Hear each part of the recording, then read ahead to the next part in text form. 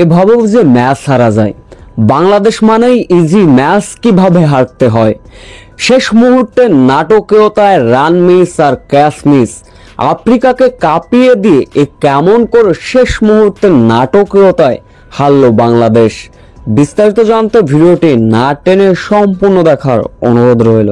বিশ্বকাপের সেমিফাইনাল খেলতে হলে আফ্রিকার বিপক্ষে জয়ের কোনো বিকল্পই ছিল না বাংলাদেশের। আফ্রিকাদের বিশাল বিশাল বোলিং লাইন আপের কাছে বাংলাদেশের ব্যাটাররাও চোখ রাঙিয়েছিলেন। নির্ধারিত ওভার শেষে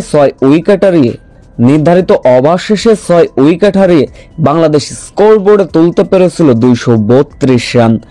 এই লক্ষ্য ছুড়ে দেবার পরে বোলিংয়ে আঁটো বোলিং করলেন নাদিয়া আক্তার এবং ঋতু মনিরা।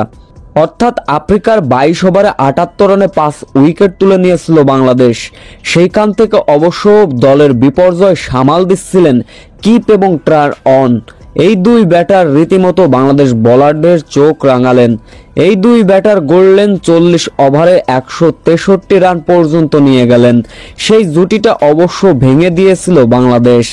এরপর শেষের দিকে ম্যাচটা যখন দুর্দান্তভাবে ম্যাচের মোড় ঘুরছিল, তখন ক্যাচ মিস এবং রান আউটে মিস মহড়া ছিল বাংলাদেশের।